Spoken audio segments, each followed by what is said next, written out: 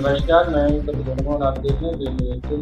आज हम गोवर्धन विधानसभा 86 में हैं और जो बसपा से दावेदारी घोषित कर रहे हैं पंडित नीरज शर्मा जी, उनसे बातचीत करेंगे किस तरीके से चुनाव की तैयारियां उनकी चल रही हैं और किन किन मुद्दों को लेकर वो राजनीति में आगे बढ़ रहे हैं। जी, ऐसा है,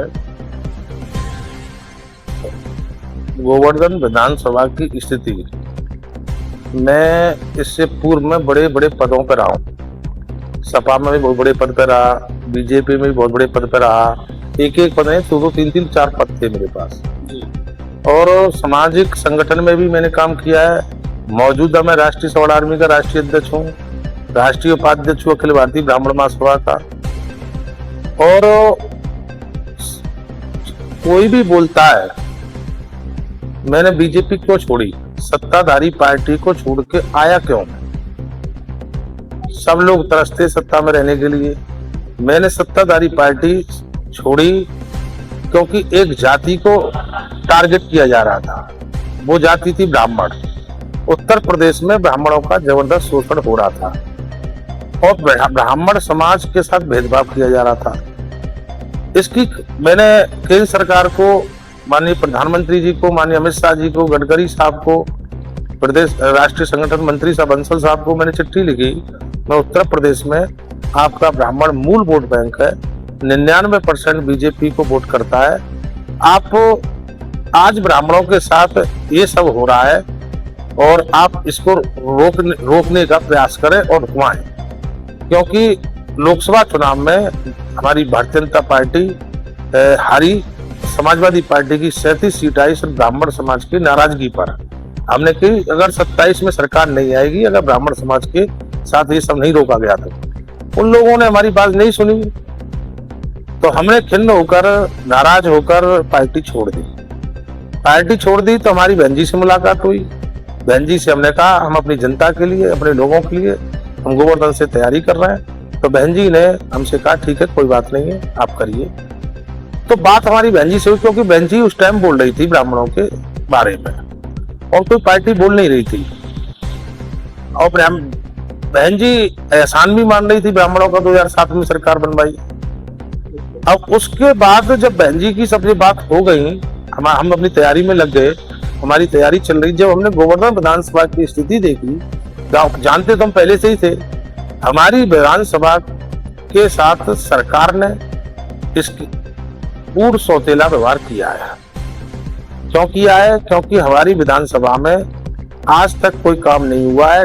ना जल भराव की समस्या दूर हुई, ना स्वास्थ्य की समस्या दूर हुई, ना सड़कों की समस्या दूर हुई, ना किसानों की समस्याएं दूर हुई, ना व्यापारियों की समस्या दूर हुई। मतलब हमारा नौजवान बेरोजगार घूम रहा है। तो हमारे अभी स्थिति हमने सब देखी। वहां के जो जनप्रतिनिधि हैं, इससे पूर्व में भी रहे, वो भी सरकार में रहे। आज मौजूदा सरकार के जनप्रतिनिधि हैं, वो भी सरकार में है। आज तक विधानसभा के लिए कोई ऐसा काम नहीं करके किया जिससे वो समस्या, जल भराव की समस्या है, कम से कम 20 साल पुरानी है। बेरोजगारी की समस्या है, वो 20 साल पुरानी है कम से कम। मतलब कोई निवारण इन लोगों ने जानबूझ के नहीं किया है। ऐसी बात नहीं, मुख्यमंत्री जी ने पैसा भी दिया है, मथुरा जिले के लिए बहुत पैसा दिया। जब कोई समस्या को सुलझाना पड़ता है तो सरकार से भी लड़ना पड़ता है, बोलना पड़ता है, मांग करनी पड़ती है, तब कोई विकास के पैसा मिलता है, तब विधानसभा में विकास होता है। पर इन लोगों ने ऐसा कुछ नहीं किया और हमारी विधानसभा को इन लोगों ने छलाया। विधानसभा की जनता त्राही कर रही है, ना समय से खाद मिल रहा है, ना बीज मिल रहा है, ना कोई व्यवस्था उनके जनता ने ऐसी नहीं, मतलब जनप्रतिनिधि ने की। अब उसके बाद ये वोट लेने के लिए रावत जी कांग्रेस में थे, बहुजन समाज पार्टी में आ गए। अब आ गए तो बहुत अच्छी बात है, आओ, स्वागत है। हमारी पार्टी का फुलवा बढ़ रहा है, कोई दिक्कत नहीं है, इसमें हमें कोई प्रॉब्लम नहीं है। परंतु हम एक बात इतना जरूर कहना चाहते हैं रावत जी से, बहन जी की सरकार थी, आप भी थे, आपने भी गोवर्धन विधानसभा में कुछ किया नहीं, ना मौजूदा विधायक ने कुछ किया। आपने ऐसा क्यों किया? जनता ने आपको मौका दिया, उस मौके को आपने क्यों नहीं बनाया?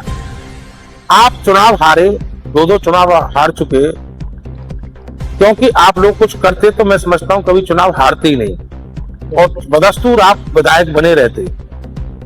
इन जनप्रतिनिधियों ने हमारी भोली भाली जनता को आपस में लड़वाया है, और जनता को लड़वावे के अलावा भी जो वायदे किए थे एक भी वायदा किसी ने पूरा किया नहीं है।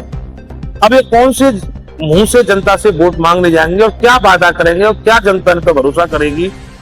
हम लोग तो जनप्रतिनिधि बने नहीं है, हम तो राजनीतिक पार्टियों में पदाधिकारी रहे। हम अपनी गोवर्धन विधानसभा के लिए, अपनी जनता के लिए, अपने लोगों के लिए चुनाव जरूर लड़ेंगे, और चुनाव लड़ेंगे। और जनता, हम प्रत्याशी नहीं है, हमारी जनता प्रत्याशी है। जनता ही चुनाव लड़ रही है।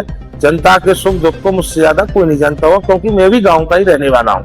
अगर जनता आपको अपना प्रतिनिधि चुन लेती है, आप विधायकी का पद जीतते हैं, तो फिर आपकी क्या प्राथमिकताएं रहेंगी गोवर्धन विधानसभा के लिए? क्या कुछ आप सबसे पहले प्राथमिकताएं देंगे? देखो, गोवर्धन विधानसभा के लिए हम इनकी तरह झूठे वादे तो कर नहीं रहे। हमारा जो सीधा उद्देश्य है, सबसे पहले हमारा नौजवान, जो हमारा गोवर्धन विधानसभा का नौजवान बेरोजगार है, उसको कोई रोजगार नहीं मिल रहा है।